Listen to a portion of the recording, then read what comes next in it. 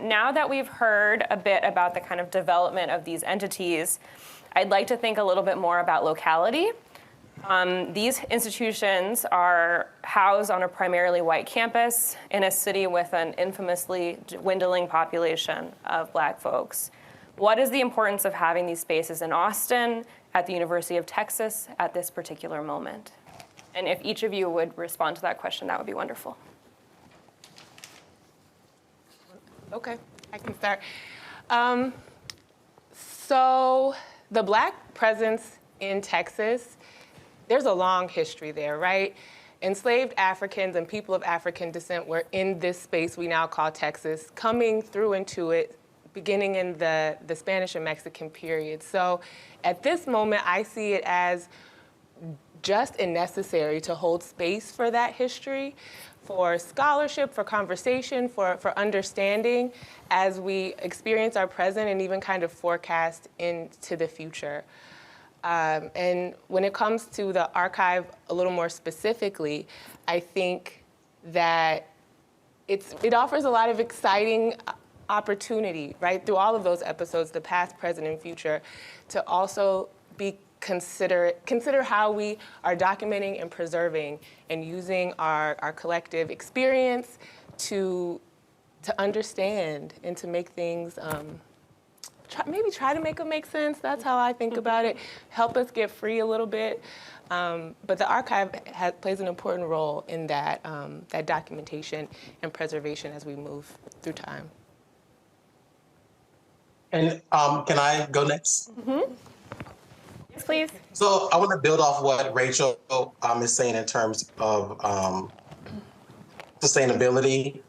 I think it's important for that reason, but also for representation and preservation. And even though the Black population in Austin has been on the steady decline, there are some of us that are still here, and we must be a reflection of ourselves, for ourselves, and as frequently as possible by ourselves. Yeah. And for HBS, we also have to think about Black artists that are still in Austin. We have to be an institution that supports and nurtures their creativity and professional ambitions. And we do that currently through exhibitions, programs, and acquisitions. But I'd also say that HBS is not just here for Black folks. We are here for everybody. In addition to addressing issues that happen throughout the African diaspora, the discourses that we take up at HBS are also part of the larger American socio-political and economic fabric. So race it's not just a factor that precludes people from engaging with our exhibitions and programming, because we are very much interested in cultivating a multi-ethnic, multi-racial coalition to assist us in showcasing the narratives and experiences of people of African descent, particularly those that have been in Austin and those who have fled.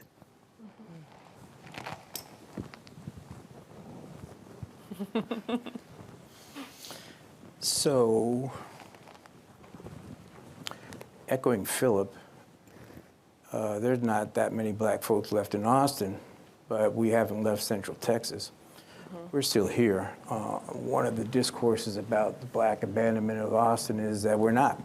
We've been erased in enough ways so that I think it's important to stake out a claim to the more general space and say that we're still here. What is definitely the case is that our displacement from Austin has had a major impact on the semi-autonomous spaces of Black civil society, because it's hard to maintain those when you're geographically displaced. I'm sure that in Pflugerville and other places, we're beginning to kind of build those things, and Black beauty salons and barbershops and this, that, and the other thing. But in the meantime, it's important to maintain those semi-autonomous spaces that we have been able to create, no matter where they are, as touchstones, as bases for the generation of ideas and aesthetics, et cetera, et cetera. And I think both the Department of African and African Diaspora Studies, the Center for African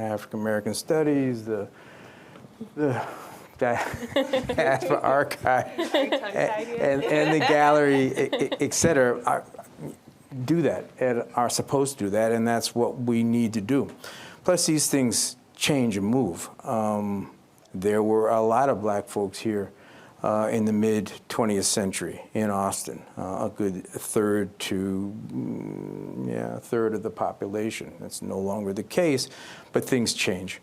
And if we don't keep these institutions going, we don't keep these, they can disappear, and that's something that I think that we're struggling against. The other thing is that within the context of a mostly white institution, even one which is as diverse as this one is, because the University of Texas is a white institution, white dominated, but it is demographically not really at this point. But there still are relatively few black people. And so creating the kind of semi-autonomous spaces within this multicultural white space is really important for us to be able to be recognized as a people with our own kind of cultural and political proclivities, but even more than that, with our own knowledges and the only knowledges that we produce. And so I see these institutions as being that, as serving that purpose. This would be a lily white institution with specks of us black folks in here like chocolate chips if it wasn't for these institutions that bring us together and create a presence for us within the context of whiteness, which is important for our own sanity, our own productivity, but also to let people know that there is black agency, that we are producing difference and we're producing critical difference that is important. Beyond that, particularly the gallery, when it was originally conceived and sold to the president, was sold as an art space within a student residence hall. One of the only ones in the country. I think there are a couple of others. But the idea was from the beginning that this is a black space, but to Phillip's point, it's also a space that is for others, and particularly is there to demonstrate and educate particularly white students about the black experience and about the black aesthetic. So it is a pedagogical institution as much as it is an art institution or a political institution, et cetera, and it serves a particular purpose being placed where it is in that sense. So I think that makes perfect sense in a white institution as well. Sharice said I should talk about CCI, but I'll wait. The racial geography tour. So maybe start with racial geography tour, because it builds on what you've just talked about. So I should talk about the racial geography tour? I was going to ask him, thank you. What were you going to ask me? I mean, I was just going to say it's such an incredible thing that you've done to really place blackness on the landscape of UT, but also Austin in general, in a way that has been kind of erased for a lot of people, especially newcomers to this area. As we know, Austin is receiving new people every single day. So it's awesome is what I was going to say. Can you talk about it? Well, okay, thank you. Probably most people here don't know what the racial geography tour is. There is, I guess I have to speak about it in personal terms. I have, over the last 20 years, toured people around the campus, the physical campus, and talked about the campus's history in race and gendered terms, and used the physical campus as a means of talking about how power, race and gendered power, is sedimented into the physical campus. And I'm not sure what people get out of it. There's a whole bunch of intentions, but what should I say about it? It is, I don't know, what am I supposed to say about it in relationship to this? Why is it important on a white campus? It's important because, not to contradict you, but to do so, it's not about black history, and it's not really about blackness. It's about white history and white supremacy, really. And it is telling white folks, who are the most of the folks who come through to the tour, but also black folks and other kind of folks, that there is a history of white power that's embedded in the very landscape that and the architecture that we occupy. And it is meant to also give people some of the critical skills necessary to to see how it is that those racial and gendered powers, if they can be embodied within a physical landscape and an architecture, are also probably there within our social organization, contemporary social organization and culture, and encourages them then to do that mining, that archaeology, to sort of figure out how it is that race and gendered power operates in our everyday lives. Right? And this is the racial geography is a metaphor for that. And it's not Black history, except for that we built a fair amount of this, right? But it's about white folks and who white folks are and the messages they try to convey to themselves about themselves and to form future generations about who they are and who they should be and where they should be in society. And it's online too, right? So you don't have to. It is, yeah, it's online also.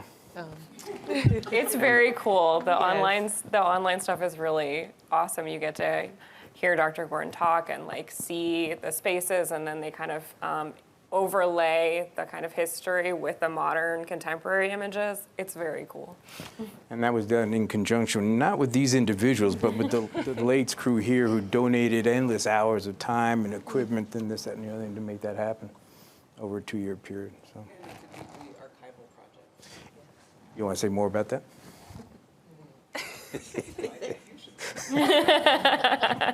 It's a deeply archival project.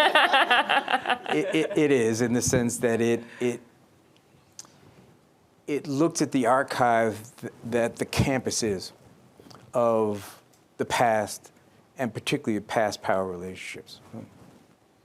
But you had to dig in the archives to unearth all of these histories and stories. Why I asked you to say something about it. Yeah, absolutely, we did have to do that. And there are all kind of archival photos that are associated with it, and archival notes, et cetera, but it's a deeply archival and historic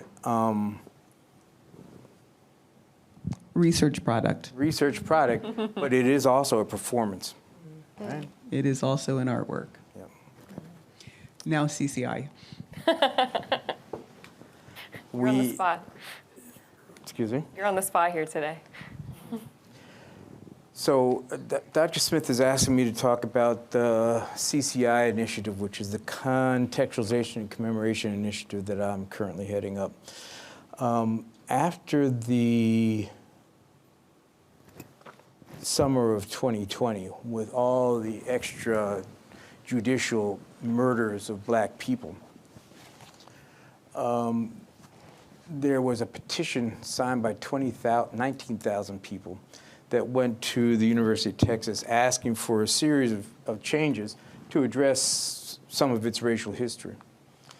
Amongst those changes were changes in the names of buildings and various other kind of things like that.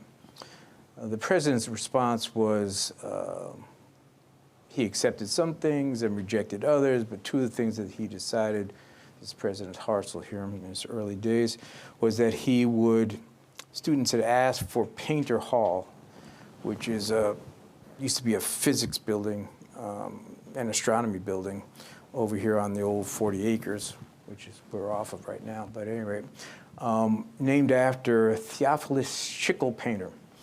And Theophilus Schickel Painter was the president of the University of Texas when the University of Texas was sued by Heman Sweat and the NAACP, headed by Thurgood Marshall, in 1946. And he dug in his heels, as did the regents and the attorney general, et cetera, refusing to allow Heman Sweat to enter the law school.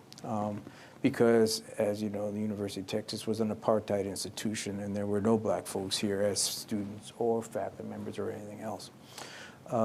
Sweat and the NAACP eventually won that lawsuit in 1950. It was the precursor for Brown versus Board of Education in 1954. Students wanted Painter's name taken off the building because why would you want to have the name of someone who refused to allow Black folks in and was the symbolic head of that effort? Turns out also that Theophilus Schickel Painter was he was a eugenist, but not only just a eugenist, he was basically the dean of eugenists in the southern portion of the United States during the 20s, 30s, 40s, and 50s. And if you know anything about eugenics, it's not a very cool operation. So he's an objectionable person. But the president and the regents didn't want to take his name off. So what they promised us was that we would have a sweat entrance to Painter Hall. And that's part of the contextualization initiative. Now, the other thing they decided to do was that instead of, there had been years and years, decades of controversy around the Confederate statues on the South Mall of the University of Texas Austin, some of which are gone. Some Confederates like George Washington are still there, but that's another operation. And so what they decided was that they would put kind of an opposing project on the East Wall. And so we're now, and the center of that would be honoring the precursors, who are the students who came in as undergraduates, black students who came in as undergraduates in 1956. So we now are in charge of 2 commemoration projects. One has to do with Painter Hall. The other one has to do with the East Mall, which is right outside here, kind of redesigning these as commemorative spaces. I've already spoken too much, so we're in the middle of doing that. We've got 2 pretty well-known architectural firms who are working on these projects with us.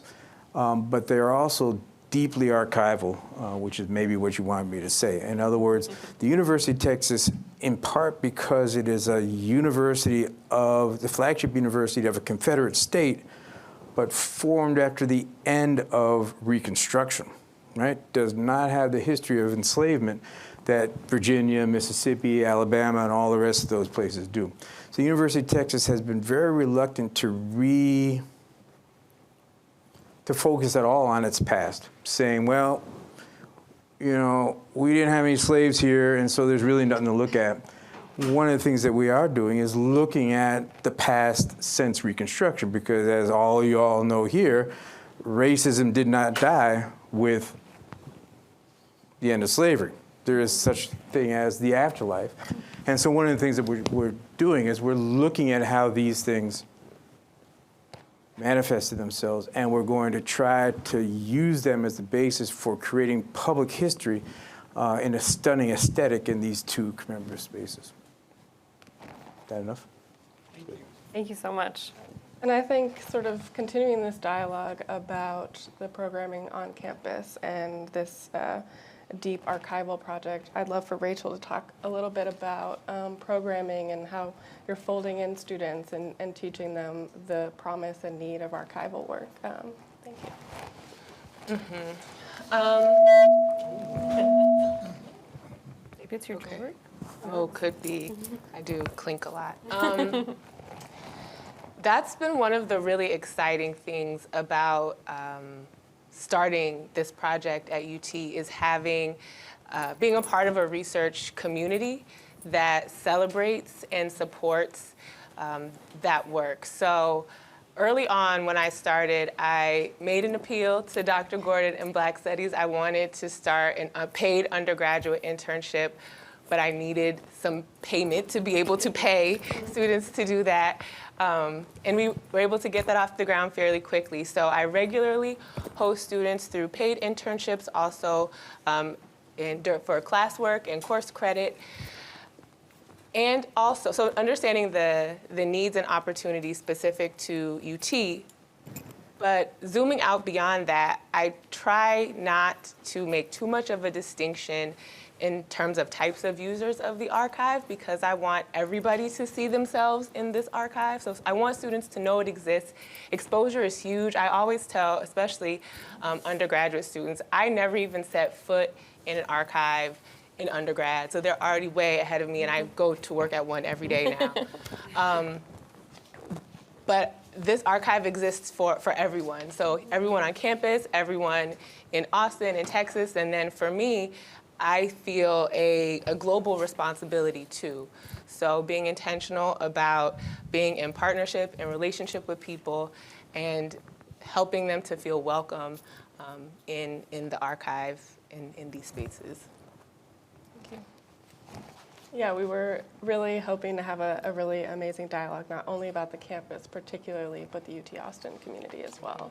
And Phillip, if you could talk a little bit about your relationship with Black artists broadly, sort of the relationship with Black artists on campus and cultivating this interest in creative work, but also how you're really foregrounding a way to think about the legacy of Black artists in Texas too. Sure. So one of the things that I think is advantageous for us is having exhibition spaces that we are able to offer to local artists. If we think back a few years ago, we can think about one of the early exhibitions, actually the first exhibition, I think, of Deborah Roberts' works in Austin was at Cushing Green Gallery. And since then, we've curated shows of Eto Ojetigbe, who was an Austin resident at the time, who also happens to be the first exhibition in Christian Green Gallery. We've curated exhibitions of Adrian Armstrong, who is an Austin-based artist. Largely, what we've done to support local artists is through acquisitions, because as we know, exhibitions are great, but funds are even better. So we've actively acquired work from almost every Black artist in Austin. And that's been one of the ways that we've been able to support them. We also have a residency program that we are sort of kickstarting off. We sort of kickstarted off with Carrie Weems' visit a few weeks ago. And that's continuing this fall with an Afro-Indigenous artist, Kaylin Two-Tree Sullivan. And we look to continue that with an artist from San Diego, Andrea Chung, in a few years. May I jump in? Please I know do. we might get to this question later, but Phillip, Phillip and I actually have our origin story is in the collections at Black Studies. That's how we met way a long time ago. We were both grad students here. But recently, we've been able to do a lot more kind of joint work, which I think is really exciting and worthy of recognition, and that you have this collecting gallery space and organization and an archive working in tandem. So last year, about a little over a year ago, we made our first joint acquisition of this sort in terms of the galleries collecting the artworks of a local artist, Minnie Miles, and her personal papers and some of her works on papers coming to the archive. I was at Spelman just a few weeks ago. They have the Black American Portrait Show that came from LACMA there. Their gallery space is just beautiful, phenomenal. So I was in the gallery, I saw the show, and then I went up to the archive, which sits just above it. So even there's this really beautiful situation where you have the gallery and the archive. And I was talking to the archivist, Holly Smith, who's incredible, one of my sisters in the field, about kind of what happens there. I was like, I did this joint acquisition with the art galleries, and I really am excited for how we can continue this sort of work. I haven't seen it that much. And just to hear how that's something that they're thinking about too, but we've done it, right, Phillip? And I think that I just wanted to, name that. Anything you want to add to that? Yeah, and I would say that, the work that we've done is sort of goes back to the formation of AGBS with the initial acquisition of prints from Brandywine, which you house. So I think, historically, there's been this relationship between BDA and HBS that we are still trying to keep alive. Yeah, and explore. I haven't seen this sort of dedicated work when it comes to collecting and preserving the work of Black folks and artists and in that way. And so that's been a really special piece of what we're able to do working together. Thank you.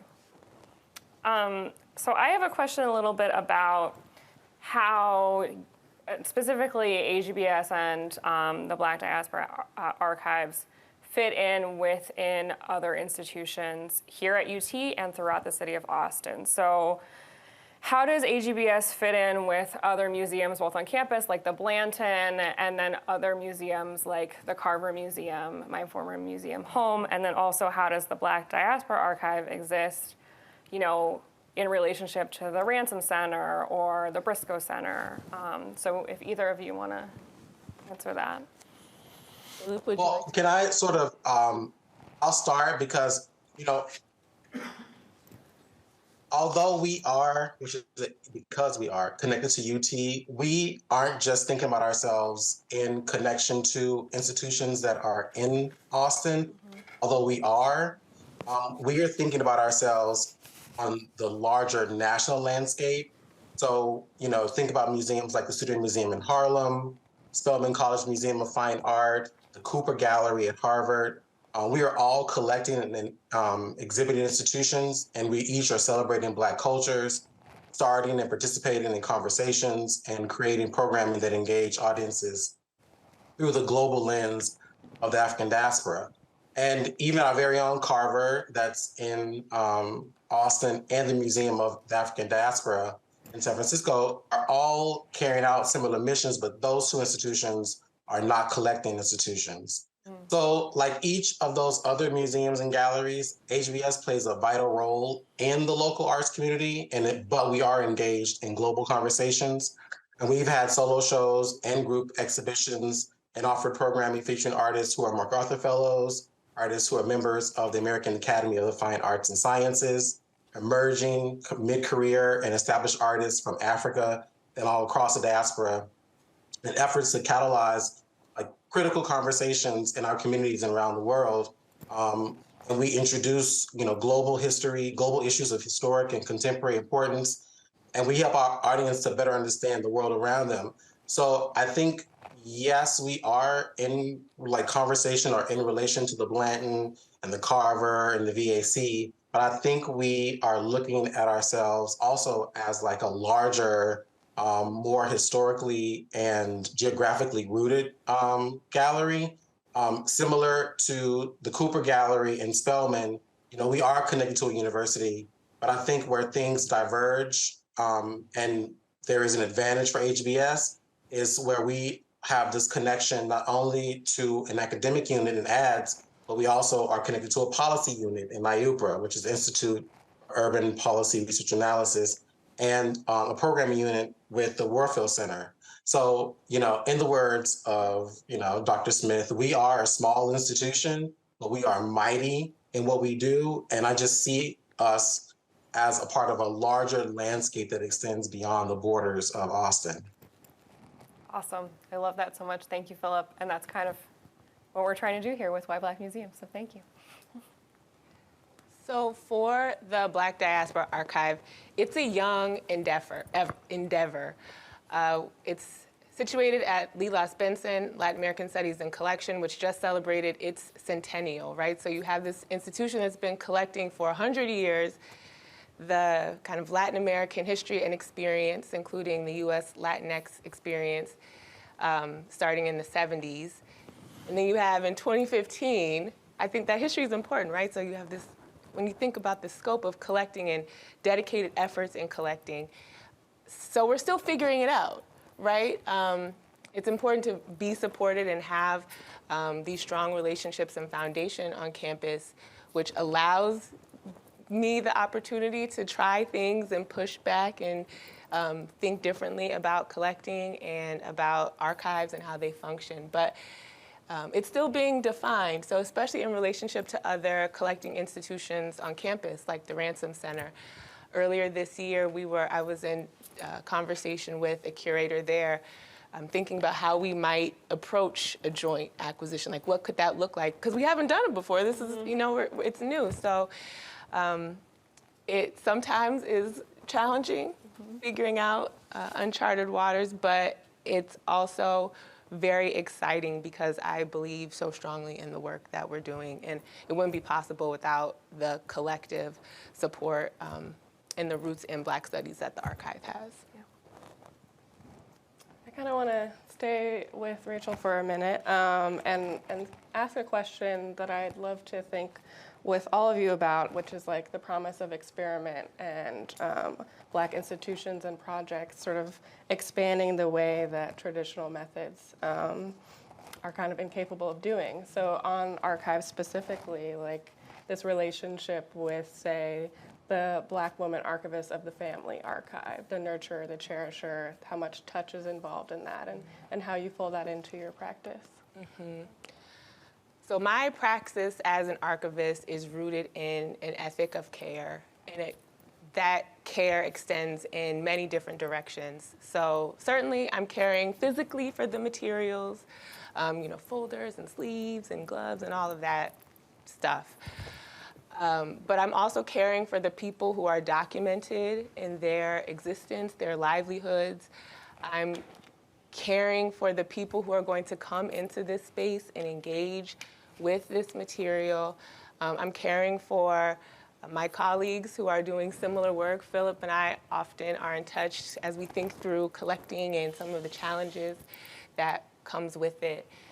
So for me, it starts with that, wanting to bring that human aspect and recognizing that every collection is different and has different needs, and being able to be responsive to that is important. To me, that's the responsible and good work of an archivist. It's, as a profession, it's something that is iterative. Things change. We have to be responsive to change, right? The work that I do in an archive is all about the human experience, the material affects of social life. And that changes with time, from media, reel to reel. We had that 12 millimeter you dropped off at my door, digitized a few years ago, VHS, so like those things, cassette tapes, to born digital content, to how do we preserve certain works of art, how do we even, Phillip, we had this conversation really early on. How do we even display when things are framed? Please don't use adhesive when they're framed. Don't do it. We need everything archivally sound. So being open and ready to change to the needs and types of materials that are being produced and that document our experience. Thank you. Gayla, if I can ask Phillip a question. Because I also want to give you space to talk about the experiment in the gallery space. Some curators kind of balk at the idea of being called an artist themselves, but so this is really your vision, and you have many spaces through the AGBS to work through how you imagine curatorial work. If you could speak to any of that. Thank you. Sure. I'll echo Rachel in talking about my personal curatorial practice and a couple of tenets behind that, which is care, equity, and accessibility. And I'll start with care. We are stewards of the artworks that we acquire at AGBS. And, early on, we were gifted about 600 to 800 ethnographic objects that, came from the Texas Memorial Museum. And early on in the process, along with a couple of volunteers, we had to catalog all of that, all of those objects, go through the data, verify some of the things that were given to us on acquisition forms and provenance. We were working with an archivist at the time. But also, understanding how to store and maintain that information, but also make sure that the objects that we do acquire become accessible for viewers. So what we've done is we've identified 8 programming spaces or display spaces throughout the Gordon White building. And some of them are in hallways, some of them are in rooms, entire floors. And what we've done is to make sure that the collection is accessible, because realistically, we can't show all of the objects within our collection in Idea Lab and Christian Green. Mm-hmm. You have way too many objects for that to be possible, and also show it in a respectful way and cohesive manner. We can't do that. So what we do is in addition to, we create smaller exhibitions on every floor of the Gordon White building. And those objects are generally from our our collections. But what we've done also is identified a few institutions around Austin. One, for example, is Coronado Print Studios. They've been in Austin for quite a long time. And we've partnered with them where we have on loan objects from their collection and we put on display. And it's part of our coalition building and partnership in the city, but also a way to show students a different part of the diaspora.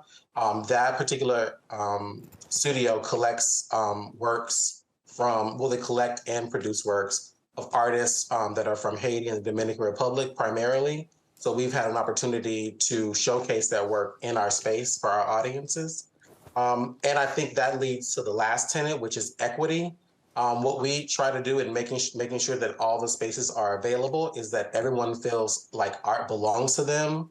So we make sure, or attempt to make sure, that all of our exhibitions, our programs, our workshops, things that are public facing, that they are meaningful to the audiences that we serve. Thank you. This is for all three of you. Communing with fellow Black folks, breaking bread together, and finding joy are some of the reasons these institutions feel like an extension of home, which Dr. Gordon, you referenced in your earlier discussion. Along those lines, we'd love to hear some of your favorite memories of community programming or gatherings during your tenure at these institutions. And Dr. Gordon, if you would go first, I would really like that. So I'm supposed to be remembering some of my favorite. Maybe some dancing happened? Yeah, I don't dance too much, but dancing has happened. Well, this is probably not going to fit well with what you're trying to say here, but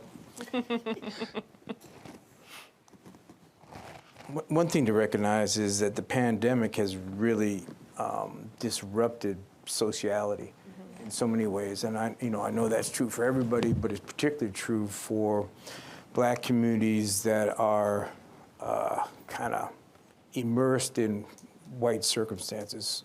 So that's one thing. Beyond that, there is something of I wouldn't say a downside, but the institutionalization of Blackness, which is something that, I've been involved in at this university for a long time, is in general positive. But one of the things that it can do is it can undermine some of exactly what you're talking about. So my memories of the closeness of the Black intellectual community here, particularly the faculty members and all that, really predate the department. They come from a time when there was finally a critical mass of Black intellectuals and their families associated with the University of Texas at Austin. And our only institutional expression was the Center for African-American Studies. And we were just about to branch out off into all these other things we've got, IRUPA, the galleries, et cetera, et cetera.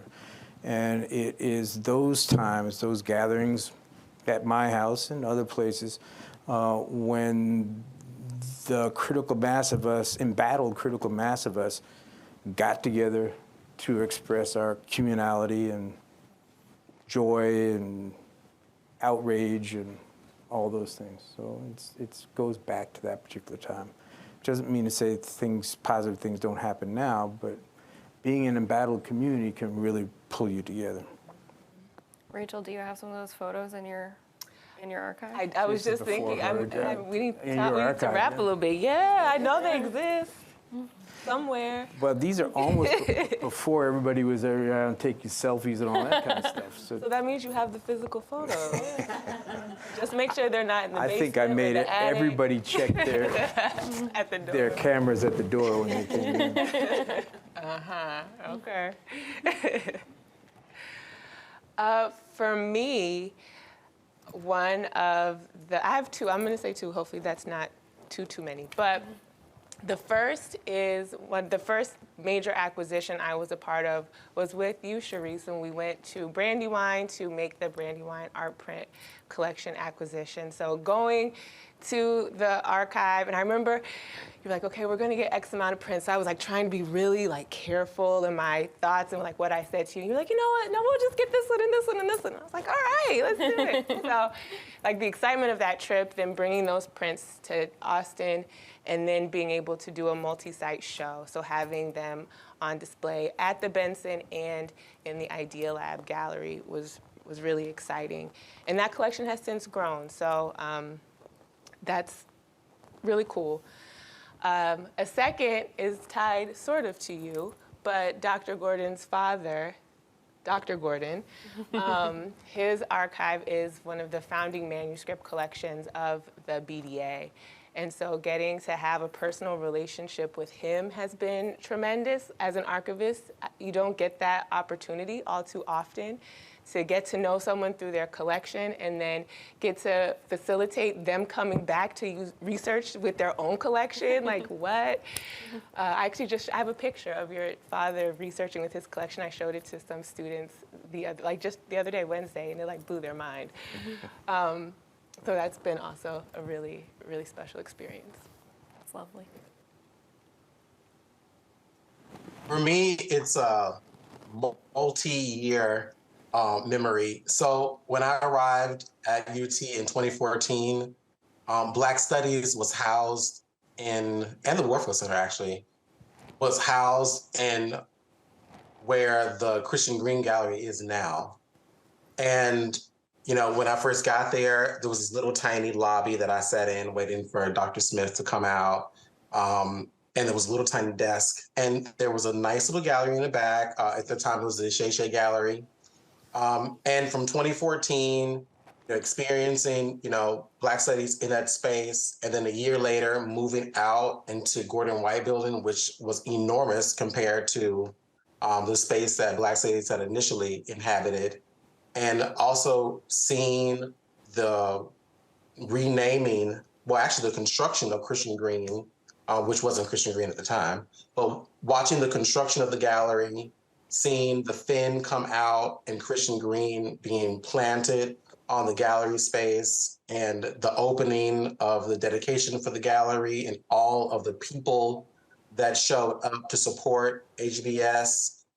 For me, that was a moment where I knew that despite the population decline, despite all of the challenges that Black folks face in the face of, political, assaults, I knew that there was something generative happening in the city. That people took time out to support, this effort to create a space that would showcase the experiences, the artistic production, the ideas of Black people. And when I saw all of that unfold over the course of 2 years, although I know there was decades of work put into that, but having witnessed that physical growth of HBS and IUPRA, those things will forever be branded on my brain. And even in, moments where things seem a little daunting and dark, I know that there is a little bit of space that will allow or can allow for resistance to fomate, and in this particular case, it happened to be in our gallery, but who knows what form that could take in the future. So I think about that institutional development, the institutional building, as a way to move forward in various aspects of my personal career, but also part of my practice as a curator of HBS. Thank you so much. I think that's a really nice sentiment to end on for our portion of the roundtable and open up to audience questions. But I also wanted to take this moment to recognize that we have the Green of Christian Green Galleries here with us today. So if we could all give him a round of applause for, can you raise your hand, sir? We're so lucky that you're here. Thank you for coming. So I'd like to now see if there's any audience members, either here or virtual, who would like to ask our panelists any questions. Yes, in the back. My name is Bria Brown. I'm the digital archivist at the University of North Texas. I do have a question for Rachel. Here's a mic. Anyone else who can answer the question. You talked about care and equity and accessibility to collections, and I wonder if you could talk about inclusive metadata that accompanies the presentation of collections in a digital repository. Have you done outreach to find people to create the metadata? And does your department create specific metadata guidelines that consider the donor's description of the materials in a collection? Hi, Bria. I'm so glad you came today. That is a really big question. So to break it down a little bit, metadata is a big word to basically say the words we use to describe a collection, an item, material that are in both physical collections and digital collections. And metadata can get tricky when you are not careful. You can run into problems in metadata when you, let's say, we encounter legacy metadata sometimes. So legacy description that is sometimes violent, that is sometimes harmful, that is sometimes just completely full of erasure and silence. And so there's been a growing effort over the years I've been in the profession to create more dedicated guidelines and understandings of how we go about with description and metadata. So my library doesn't have any sort of set template or guideline, but we do, because this is something that very much falls into that sort of iterative work I was mentioning earlier. It changes. The way we describe ourselves changes. Language that was used at one point in time can quickly become outdated. Language you use now at some point will be outdated. But we do have a set of documents and resources, like we have an internal wiki. We have a couple of interest groups here at UT, a metadata-centric meetup group at the libraries where we talk about some of these issues. UT Libraries it's available on the website, but we have a harmful content and warning statement just to introduce people to the fact that there are collection materials that you will encounter that may have certainly content, but language that it could be alarming. So all of those words to say, it is something that is done in community. This metadata work is something that's done in community. In my opinion, it's done best when it's done in community. I don't think any one person can do that kind of descriptive work accurately alone. It always is important to get feedback. To the point of self-description, I try to do that as much as possible when I'm working directly with donors. Sometimes I don't have that luxury. Things come to me well after a donor's life or creator's life has ended. But when I am working with active donors, asking them to describe people in photos, asking them about certain things that are documented, so I have that language from them and it's not me coming up with something and hoping that it's right. So again, leaning into community and relationships, and with the intention of wanting things to be at their best and the most accurate, but also open to change at any point.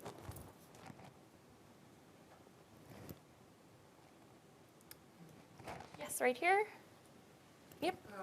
Following up on one of your questions, collaborations especially present going forward with Winston. Do Any of you want to respond to that? I can start. Over the years, I have built a relationship with the library, the Downs-Jones Library at Winston. They do incredible work over there. They have a phenomenal collection. And even the acquisition Phillip and I were talking about earlier, the Mini Miles papers that came here to UT, as we were doing that collecting, it became clear that part of the collection belonged at HT. They were material effects of one of the former presidents, John Seabrook. So I worked with Bria, who was then the archivist at Winston, to make sure that those materials found their way there. So archive to archive institutionally, we have met for over the time I've been here at UT, have been working together, supporting each other's programming, supporting each other's collection development in terms of archival collections, and even student opportunities. I now am working with a student at HT who's working on a digital scholarship internship at the Benson Library, using Benson collections for his own digital scholarship pursuits. So In terms of the library, it's been there, and I'm excited to see it continue. Either of you want to respond? Okay. Yes. Hello, I'm Teresa Hubbard, and I'm with a number of students from my class.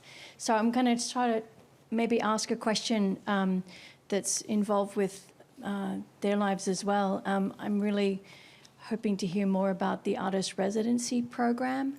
I know that some of the students had the chance to participate in the seminar with Carrie Mae Weems, but in the future, do you think that some of your artists might create work here, or what do you envision will be some of the opportunities for particularly studio art students to engage with your visiting artists? Thanks. Thank you for that question. So the residency program has been, what's the word I'm looking for? Flexible. What we try to do, because we are aware that housing is an issue in Austin, the cost of living is an issue here, and there are, roadblocks in terms of securing housing, long-term housing for our residency program. So what we've tried to do is make sure that it's flexible. So artists they can come here for 2 weeks, 3 weeks, 2 months if they want. It's totally up to them and their schedule. What we've tried to do, and what will happen with this residency that's coming up in the fall with Kaylin Tree Sullivan, is that the exhibition that she's mounting will include assistance from studio art majors, so BFA and MFA students. In the past, the residencies have been fairly quick due to housing constraints, and we've generally focused on mid-career and established artists, so their schedules are pretty robust. So they give us about 2 weeks per se, and generally the artists do make work, but oftentimes it's not in Austin. They make work back at their studios, and we mount exhibitions of the work, and we generally acquire work out of those exhibitions. Moving forward, we would love your input in how to make the residency more accessible to MFA students. In its current iteration, that would depend on the artist's needs. But I will say, in terms of our regular programming, we try to have workshops and all of our seminars open to student body, the student population, and the public, quite frankly. So outside of our residency, all of our programs, which include artist talks, workshops, all of those options are generally open to the public. Thank you, Phillip. Any other questions for our participants? Yes. One more quick question. It's a question for Dr. Gordon. So I have to say that I only really became aware of this racial geography tour online during the pandemic, and I used it with all of my classes, and they absolutely, it was an incredible experience for them. So I was really interested to hear that you mentioned like a performance, or you mentioned that you actually give this tour in person. Could you talk more about that? Because again, for the students that are here, I think they would be really engaged to do it in person too. Yeah, well, thank you for that question. I started doing this thing 25 years ago. I was asked to talk to people from housing and, was it housing, food and housing, dining, something like that, which basically means the maintenance folks, the housekeepers. This is back when UT used to actually contract its own before it started its neoliberal practice of, anyway, it's neither here nor there. Anyway, I was asked by a few of the younger intermediary staff to talk to the staff about the racial history of the University of Texas, or race at the University of Texas. And I began giving presentations. They asked me, you know, a couple times a year, all that had slideshows with statistics about, you know, who's earning what and what the ratio and all that kind of thing was. But one of the things that people responded most to is when I started showing some pictures of the Confederate statues and said that, you know, these statistics in relationship to what's happening today have a long history, and we can see what the orientation of the university is by the physical environment that the university has created for us to live in. And then I just began to expand from there in terms of thinking through how the space that we live in reinforces or sets the groundwork for these kinds of disparities, and these kinds of racial and gendered powers. And then at some point, the slide deck had become so full of these things that when people came to visit me, I'd say, well, let's go out and have a look. And so we'd walk down the, you know, the East Mall and go see the Confederate flags that used to fly on the stadium here, and et cetera, et cetera. And then it just took off. So it's 25 years of kind of building. I didn't even realize it was a thing until maybe 10 years ago. And at a certain point, I began doing so many of these that the ads had I don't know, what is it, a social media expert or something like that, who said, well, look, you know, you can't, I was doing like 25 of these a semester and things like that. It just got to be too much. And so she said, well, why don't you film it or create a digitized version of it? And that's how we got into that. In terms of the performance aspect of it, especially the walking tour is absolutely a performance. It's you know, there is a script. It turned out that there was a script. When we went to start doing the digitized form of it, the first thing they did was put me in a sound studio and then put the slides up in front of me of the various places that had me speak. And so it turned out there was a script, you know, who knew it, and that's where the script for the racial geography, the digital racial geography tour comes from. But it's a script that's in my mind, and it's when I go to do it personally, we walk through the spaces, and the spaces themselves speak to me in a way that makes me speak them. And it's improvisational. It's not, there's a script there, but I don't go by a certain script. Things come in and out, and it's also a conversation with the folks who are on the tour. And so I can't describe it any other way than a performance. It's an exhausting one, and I guess probably all people who perform get exhausted. You know, who knew? I'm not a performer. But it is that. There's a lot of me in it, but it's an interactive performance because the people who I'm walking around with, I ask questions, and, you know, there's a whole thing to it. And it's interactive also in the sense that it absolutely has to do with my interaction with the space and what I know about it.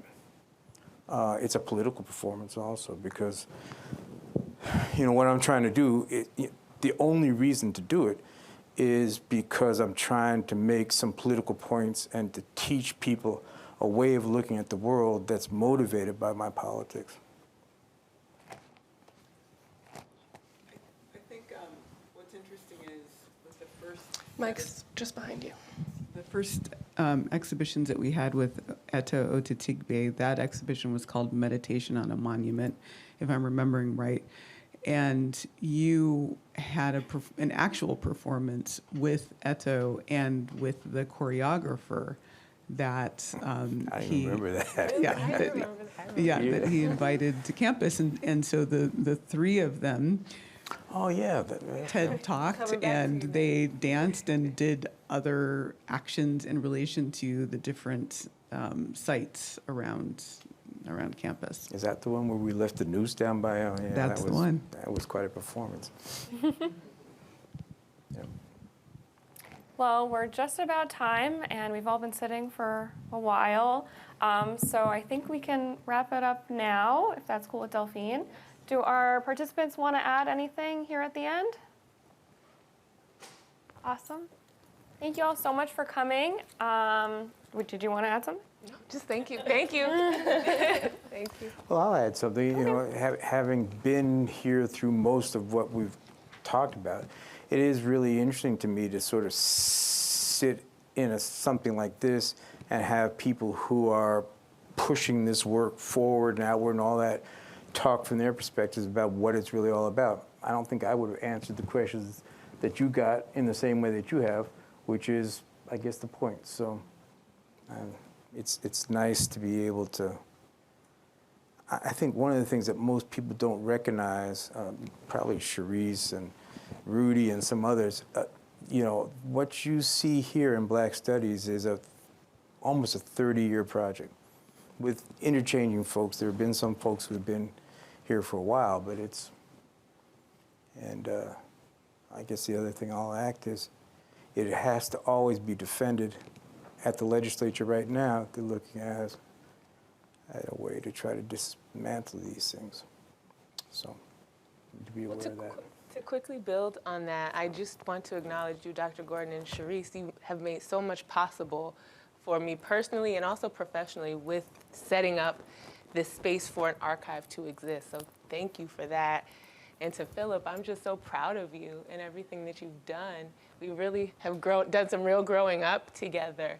So speaking also just to the legacy of Black Studies and what it does for the community here at UT. It was never my intention to stay longer than my graduate degree, and here I am. Texas, so. that's right. Who would have thought?